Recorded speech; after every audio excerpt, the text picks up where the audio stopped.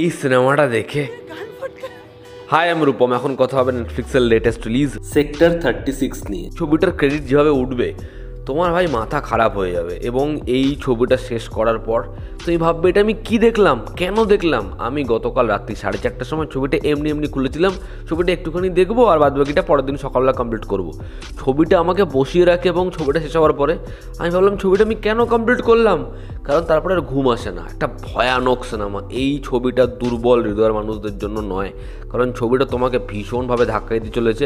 তুমি ডিপ্রেসড হয়ে যাবে এই ছবিটা দেখে বস। এবং ছবিটায় প্রত্যেকটা ক্যারেক্টার এত জালি, এত ভয়ানক, ব্যাখ্যার বাইরে। ছবির গল্পটা মৃত্যু করে বলছে এখানে বিক্রান্ত মেসি।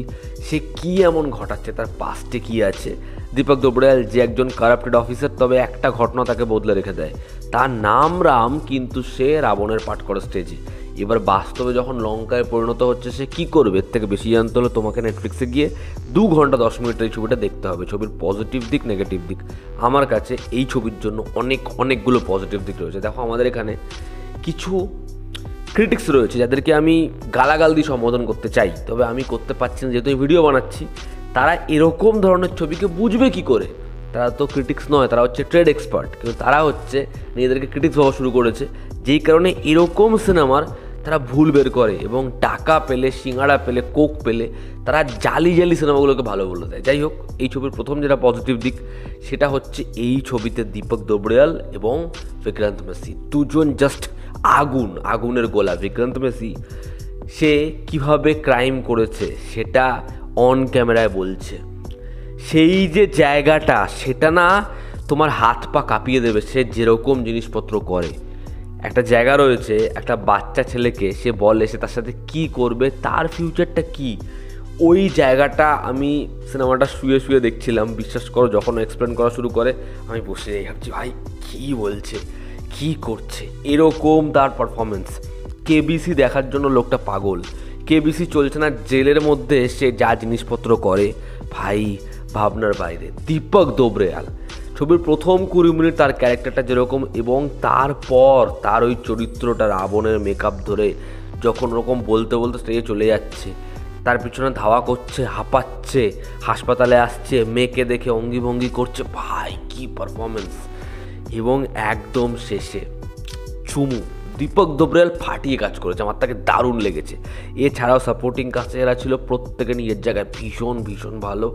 যে অফিসার পরবর্তী সময়ে তাকে সাহায্য করবে সে, যে ওর কলিগস, প্রত্যেকে নিজের জায়গায় ভীষণ ভালো। ছোট্ট চরিত্রে, ওয়াইফের চরিত্রে যে অভিনয় করেছে কি ভালো কাজ করেছে। Performance 10 on 10। এই ছবির র সিকোয়েন্স, ছবিতে প্রথমে হাত পা কাটবে, রক্তটা বয়ে যাবে, ওই যে জায়গা ভাই ভয়ানক। ছবিতে র সিকোয়েন্স জাস্ট তোমাকে ভয় পাইয়ে দেবে। আসলে কতটা ব্লাড পাথ দেখানো হচ্ছে সেটা ইম্পর্টেন্ট নয়, সেটা তখন সব ছবিতে দেখানো হয়। কীভাবে দেখানো হচ্ছে, সেটা কীভাবে এফেক্ট ফেলছে সেটা ইম্পর্টেন্ট। একদম শেষ সিনে তুমি কেঁদে ফেলবে, নাহলে তোমার মন খারাপ হয়ে যাবে, তুমি ওই জোনটায় থাকবে। একটা ছবি যখন তোমাকে ওরকম একটা জায়গায় পৌঁছে দিচ্ছে যে এত ব্রুটালিটি সিকোয়েন্স হচ্ছে, তা সত্ত্বেও তুমি ছবিটার মধ্যে ঢুকে গেছো, ছবিটার ইমোশনে পৌঁছে গেছো, তাহলে ভাবো ছবির চিত্রনাট্য, ছবির পরিচালনায় কতটা ডেপথ রয়েছে। এই ছবিটার মধ্যে মারাত্মক স্ট্রং ল্যাঙ্গুয়েজেস রয়েছে, ছবিটার মধ্যে এমন কিছু দৃশ্য রয়েছে যেগুলো ভয়ানক। তো এই ছবিটা ভাই স্ট্রিক্টলি বাচ্চাদের জন্য তো নয়।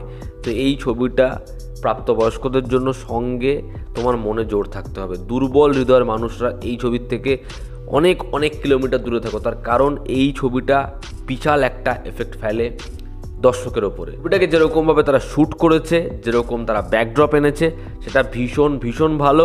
ছবির ডায়ালগস রাইটিং খুব ভালো, ছবির সিনেমাটিক ট্রিটমেন্ট ভীষণ ভালো। যদি ছবির নেগেটিভ দিক বলি, আমার কাছে খুব একটা বেশি নেগেটিভ দিক কিছু নেই, তবে এই ছবির ট্রিটমেন্টের মধ্যে একদম মিড পয়েন্টে ইনভেস্টিগেশনটা যেরকমভাবে খুলে যায় এবং যেরকমভাবে পাকড়াও করে, যেরকমভাবে হাতে নৌকালা তাকে ধরপকড় করে, এবং সে যেরকমভাবে বয়ান দেওয়া অবধি পৌঁছে যায়, অত অবধি জায়গা আমাদের ওই 10-15 মিনিট আমাদের মনে হয় যেন খুব জলদি হয়ে গেল, এবং সেটা কোথাও একটা গিয়ে স্কিপ করে আমরা দেখলাম। ওই যে জায়গাটা, সেটা আরেকটু সময় নিয়ে হতে পারতো এবং সেটা অতটা সহজবদ্ধ না হলেও পারতো। বাট ওভারঅল সেক্টর 36 একটা খুব ভালো, ব্যাপক, ভয়ানক ছবি। তো এই ছিল আজকের ভিডিও, ভালো লেগে থাকলে লাইক করো, শেয়ার করো, সাবস্ক্রাইব করো, তোমাদের কি অপিনিয়ন জানিও, জানো তো আমাদের পাশে আছে। আবার দেখা হচ্ছে, টেক কেয়ার।